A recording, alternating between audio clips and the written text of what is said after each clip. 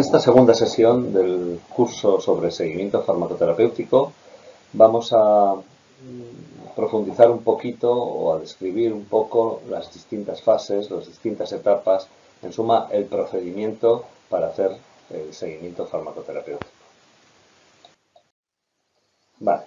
El seguimiento farmacoterapéutico, como ya hemos definido, lo hemos descrito antes, es el servicio profesional farmacéutico asistencial que tiene como objetivo la detección de problemas relacionados con los medicamentos, situaciones que permiten pensar que puede haber un resultado no esperado, un resultado negativo, que puede haber alguna influencia en los resultados en salud y que hacen al farmacéutico actuar sobre ellos para evitar la aparición de problemas de salud relacionados con el uso de los medicamentos, problemas de salud obviamente no controlados. Este servicio implica un compromiso con el paciente y debe proveerse de forma continuada, sistematizada, documentada, en colaboración con el propio paciente y con los demás profesionales de la salud, con el fin de alcanzar resultados concretos que mejoren la calidad de vida de los pacientes. Sí me gustaría puntualizar que el registro del servicio no es un fin en sí mismo. Es importante registrar la actividad clínica, la actividad asistencial de cualquier profesional, pero no es el fin. Lo que pasa que es algo casi necesario para poder gestionar la cantidad de información y de datos que vamos a tener sobre los pacientes. Pero no confundamos el registro con la práctica profesional de un servicio. Y también me gustaría recordar que el seguimiento farmacoterapéutico tiene como uno de sus objetivos fundamentales mejorar, conseguir resultados en salud, mejorar resultados fundamentalmente clínicos y, si los medimos, también humanísticos. La calidad de vida del paciente es el objetivo final de toda la atención farmacéutica, de todos los servicios que se realizan en relación con la atención farmacéutica. Por tanto, es uno de los objetivos fundamentales.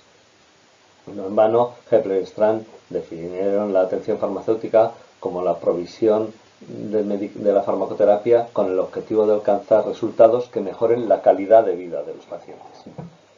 Bien, en este esquema circular que veíamos ayer, el otro día, que es cíclico, que no termina, que cuando una vez un paciente se incorpora en el servicio de seguimiento farmacoterapéutico es un sinfín, es hasta que fallezca o mientras el paciente y el farmacéutico quieran. Hay una serie de etapas que tenemos que ir pasando. Primero tiene que incorporarse el paciente al servicio, es lo que en la figura aparece como oferta del servicio. Después haremos un análisis de la situación, un análisis de qué medicamentos toma, qué problemas de salud tiene, cuál es el entorno sociocultural, socioeconómico del paciente.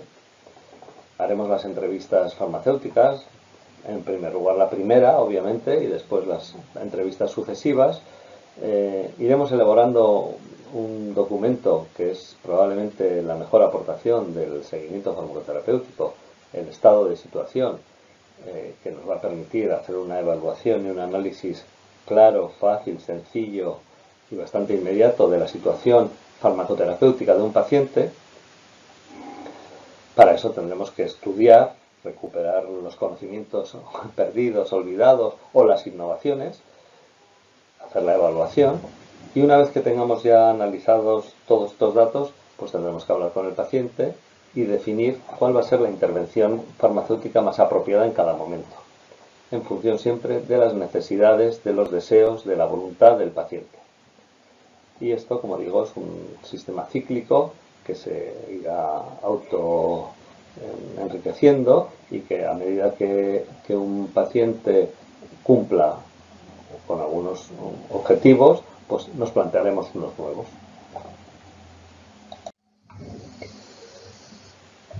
El primer paso, obviamente, es incorporar a un paciente al servicio. Nosotros tradicionalmente decimos que a esta etapa la denominamos oferta del servicio. Y la denominamos oferta porque, lógicamente, nadie pide aquello que no conoce. Es cierto que que hay que ofertar el servicio, pero también es cierto que cuando una farmacia, un farmacéutico empieza a prestar este servicio, llega un momento, nosotros en un estudio lo medimos en 3 meses, en que llega un momento en que un paciente te solicita el servicio, te dice, ¿por qué a mí no me das este servicio que le estás ofreciendo, que le estás prestando a mi amiga María? Yo también quiero, yo soy cliente de esta farmacia y yo quiero ese servicio. Bueno, pero para conseguir esto tiene que haber un número importante de pacientes a los que ya se les ha prestado el servicio y que empiezan a comentarlo por el boca a boca o boca a oreja, como se diga.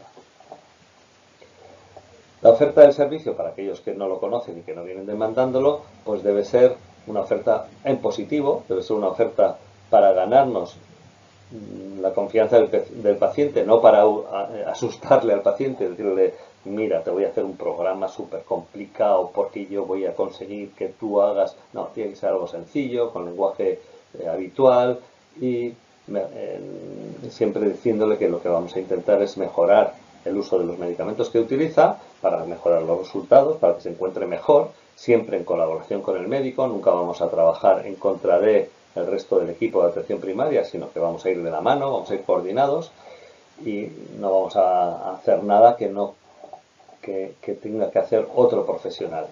Es verdad que a veces esto genera dudas porque hay veces que no se nos asimila con este tipo de actuación clínica, analizando resultados o analizando interacciones de medicamentos y problemas de salud, pero tenemos que vender el servicio como algo positivo, como algo interesante para el paciente, con algo de una manera asertiva, claramente asertiva.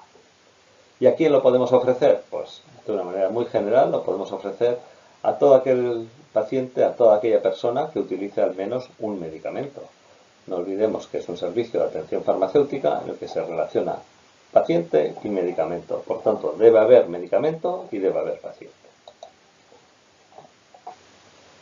Aquí en esta figura he añadido junto a la oferta del servicio la demanda del servicio, la solicitud del servicio por parte del paciente, pero este sería un paso ya un poco más adelantado. En el inicio siempre hablaremos de oferta del servicio y lo podremos ofertar en primer lugar a conocidos, a personas cercanas, a clientes, pacientes con mucha confianza, para que nosotros también podamos ir ganando confianza. ¿De acuerdo? Entonces, el servicio se puede ofertar a cualquier paciente que utilice al menos un medicamento, pero también podemos pensar en grupos de pacientes que pueden ser más beneficiados por este servicio. Pacientes con enfermedades crónicas, pacientes polimedicados, pacientes mayores, pacientes que emplean medicamentos con estrecho margen terapéutico, pacientes que utilizan medicamentos de diagnóstico hospitalario o de especial control médico. Aquí en Europa a los medicamentos de comercialización reciente se les pone un triangulito negro invertido y son medicamentos de especial seguimiento. Pues ese tipo de pacientes que utilizan este tipo de medicamentos también pueden ser susceptibles de recibir y de beneficiarse mucho del seguimiento farmacoterapéutico. De todas formas, cualquier paciente, en mi opinión es cualquier paciente que entre por nuestra farmacia y que tome algún medicamento, puede recibir el servicio, se va a beneficiar del servicio y vamos a descubrir cosas que no descubrimos nunca si no hacemos el servicio. Algo muy claro y que hemos aprendido todos es que aquello que no se busca no se encuentra. Y los famosos problemas relacionados con los medicamentos, los PRM o las situaciones de problemas de salud no controlados son mucho más frecuentes de las que pensamos y no los encontramos simplemente porque no las buscamos. Bien, lo primero que vamos a hacer es hacer un análisis de la situación. Vamos a entrevistarnos con el paciente, vamos a hablar cara a cara, vamos a realizar lo que se denomina el estado de situación, vamos a estudiar estos datos que hemos recopilado y vamos a evaluar toda esa información que tenemos. Empezamos por la entrevista, le citamos al paciente un día cualquiera en nuestra farmacia, en una zona a poder ser con una cierta intimidad. Nosotros solemos proponer o pedir que se haga en una zona de atención personalizada puede ser el despacho del farmacéutico o puede ser alguna zona en un rincón que no tengamos gente mirando y que nos podamos sentar tranquilamente a charlar farmacéutico-paciente. Tiene que ser, como decía, una conversación cercana, a poder ser sin barreras, y cuando digo sin barreras me estoy refiriendo a un ordenador, que no deja de ser una barrera, un filtro entre el paciente y el farmacéutico. Es mejor tener una hojita y un bolígrafo e ir tomando notas. Y a cada medicamento que vaya a tomar el paciente, que esté utilizando el paciente, que nos lo habrá traído en la famosa brown bag, en una bolsita, con todo lo que tiene en casa, pero cuando es todo lo que tiene en casa es todo, desde los champús, complementos dietéticos, no sé si toma homeopatía, pues que la traiga, lo que sea, todo lo que tiene en casa nos lo trae y vamos a analizar todo eso. Y a cada pregunta, a cada medicamento le vamos a preguntar para qué lo utiliza, siempre con preguntas abiertas. No hay que preguntar, ¿sabes para qué es? No, hay que preguntar, ¿para qué es? Y que nos diga que es para el dolor de cabeza, para la tensión arterial elevada o para el colesterol. ¿Cuánto lo utilizas? ¿Cómo lo utilizas? ¿Tienes alguna dificultad al tomarlo, al administrarlo, al utilizarlo? Es interesante aprovechar esta entrevista para hacer un pseudo Morisky, adaptando las preguntas de Morisky. Te olvidas de tomar los medicamentos, los utilizas cuando debes de tomar, si te encuentras bien dejas de tomarlo, si te encuentras mal dejas de tomarlo. En función de esas preguntas evaluamos también la adherencia del paciente, la adherencia terapéutica del paciente. Luego le tenemos que preguntar que nos describa qué problemas de salud tiene, qué signos, síntomas, si ha traído algún diagnóstico y cuándo empezó. Cuándo empezó el problema de salud y cuándo empezó el tratamiento, porque esto nos va a dar la opción de analizar causa-efecto de posibles acciones del medicamento, tanto positivas como negativas.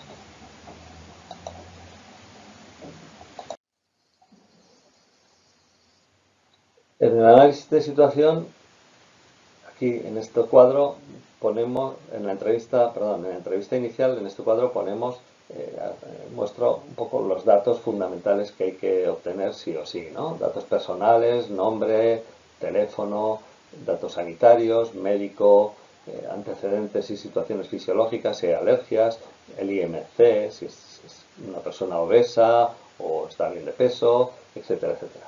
En cuanto al medicamento, lo que decía antes, el nombre, y nosotros tenemos en España el Código Nacional del medicamento que describe cada código o un medicamento, pues es muy útil. Quién lo ha prescrito, en qué fecha, cuándo se ha dispensado, cuándo se ha iniciado el tratamiento, cuál es la pauta prescrita y cuál es la pauta utilizada por el paciente, que no siempre coinciden.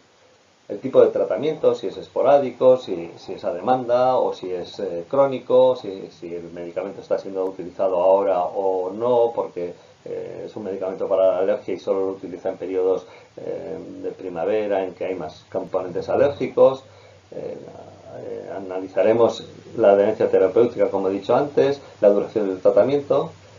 Sobre las enfermedades, pues tendremos que ver cuáles están diagnosticadas, si vemos algunos síntomas o signos que no están diagnosticados, que el médico lo desconoce, el grado de preocupación del paciente sobre su problema de salud, que no siempre coincide con nuestra percepción de importancia de ese problema de salud. Tendremos siempre que atender, o casi siempre que atender, salvo que sea algo muy muy grave, las necesidades que nos muestra el paciente. Y si el paciente está preocupado por su diabetes o por su dolor de cabeza, tendremos que abordar la diabetes y el dolor de cabeza antes que una hepatopatía o otro problema que tenga. ¿Qué conocimiento tiene de los medicamentos, de sus problemas de salud? ¿Y qué otros problemas de salud que no han sido descritos tiene el paciente? Pediremos datos analíticos. Nosotros no tenemos acceso en España a la historia clínica del paciente, por tanto tenemos que generar una historia farmacoterapéutica propia con la información que nos va a ir dando el paciente. Entonces tendremos que ir pidiendo todo lo que tenga, si tiene diagnósticos, si tiene informes, análisis, placas, en fin, lo que tenga, que nos lo traiga, que lo iremos incorporando. Algo muy importante, sobre todo para la primera entrevista, es que no tenemos que obtener toda la información el mismo día. No tenemos que agobiarnos porque, como digo, el procedimiento va a ser largo. Es el que entra en un servicio de seguimiento farmacoterapéutico, entra en servicio y va a estar una buena temporada. Por tanto, lo que no consigamos hoy, pues nos lo pasarán mañana o pasado o el mes que viene. Si hoy no tenemos unos datos, ya nos los traerá en la siguiente visita. No hay que agobiarse, hay que darle tranquilidad, transmitir comodidad, tranquilidad y que el paciente se sienta cómodo. Como decía antes, hay una herramienta que denominamos estado de situación, que creo que es la mejor aportación que hace el procedimiento de seguimiento farmacoterapéutico a la evaluación de los pacientes por los farmacéuticos.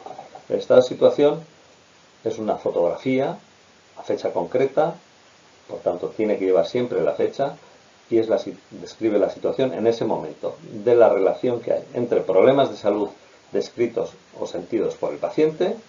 Ahí incluiremos desde problemas de salud diagnosticados hasta signos, síntomas que nos describa el paciente. Están los medicamentos que toma, que utiliza, y además los pondremos en la misma fila, de manera que un problema de salud, hipertensión, tendrá a la derecha los medicamentos que esté utilizando, él o los medicamentos que esté utilizando para la hipertensión, el Alapril, lo que sea. Entonces, es un documento magnífico porque nos permite tener todo en una fotografía con los datos abajo de observaciones, parámetros bioquímicos, si vemos una glucemia elevada o si vemos una tensión alta, lo pondremos ahí. Si tenemos alguna observación, es alérgico y toma la medicación solo en primavera, lo que sea, lo tendremos ahí y nos va a permitir tener una imagen de conjunto a una fecha concreta, y esa nos podrá permitir también comparar esa imagen a una fecha con otra imagen. En la parte de la derecha del estado de situación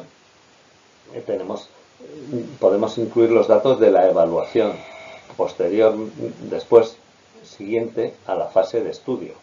Con los datos de problemas de salud y de medicamentos analizamos, estudiamos lo que tenemos que estudiar, luego lo veremos, y aquí incluiremos pues las sospechas que tengamos, tanto de PRMs como de resultados negativos de problemas de salud no controlados, en función de sean necesarios, efectivos, seguros o no lo sean. Y escribiremos ahí las sospechas e incluso podemos indicar cuál va a ser la intervención farmacéutica que vamos a realizar o en qué fecha se ha realizado una intervención farmacéutica concreta. En realidad, hacer esto es hacer una revisión de la medicación. Por eso decía que en la fase inicial del seguimiento es la realización de una revisión del uso de los medicamentos, que viene a ser esto.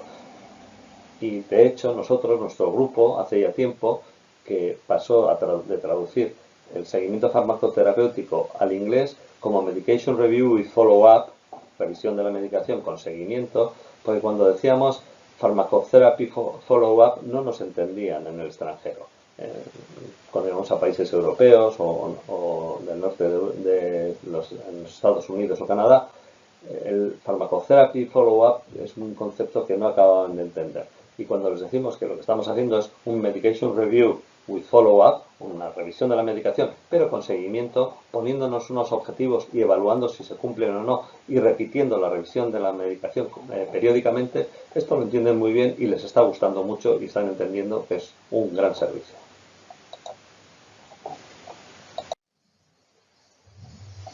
Bueno, como he ido diciendo, cuando tenemos ya el estado de situación realizado y todos los datos sobre el papel, puestos, como decía, en fila, cada problema de salud con su medicamento o su estrategia terapéutica paralela, emparejados, es cuando tenemos que analizar, estudiar, como fase previa, hacer esta revisión de la medicación que acabo de decir, utilizar bases de datos, utilizar guías de práctica clínica basadas en la evidencia. Yo creo que lo más útil, los elementos más útiles para hacer una revisión de la medicación o un estado de situación son en la base de datos. Nosotros tenemos el BOT Plus, que está integrado en muchos de los sistemas de gestión de las farmacias y que además, si no compramos al Consejo General, creo que es una muy buena base de datos, y junto con la utilización de guías de práctica clínica basadas en la evidencia, siempre a poder ser basadas en la evidencia, creo que son los dos elementos fundamentales para poder hacer un estado de situación. Luego se pueden analizar revistas, artículos, Pero yo creo que con esos dos elementos podemos hacer una muy buena fase de estudio y tenemos que pensar siempre que al principio nos va a costar.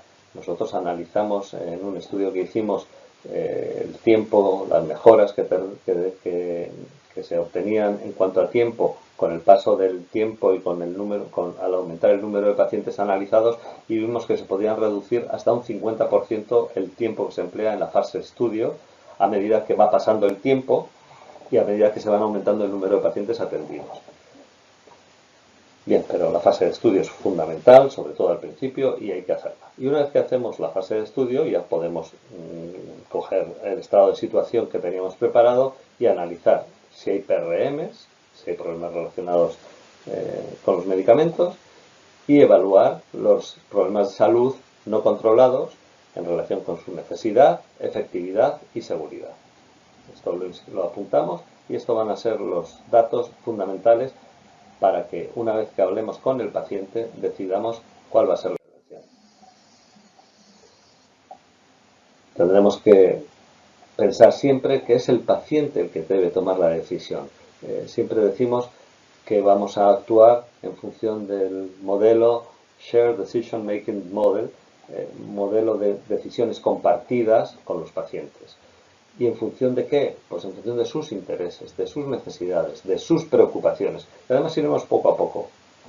Nos plantearemos un objetivo fácil, sencillo, que al paciente le interese y lo abordaremos y trataremos de solucionarlo. Si lo conseguimos, el paciente estará enormemente agradecido, ganará confianza con nosotros y nos irá teniendo un respeto profesional y podremos ir avanzando poco a poco. Muchas intervenciones las vamos a hacer con el paciente.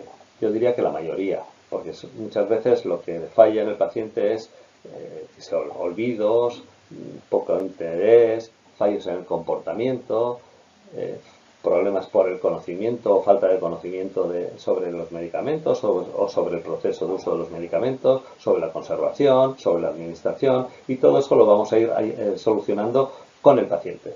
Pero a veces necesitamos añadir un medicamento, eliminar un medicamento, aspectos esenciales de la farmacoterapia para los que necesitaremos la ayuda del médico de atención primaria.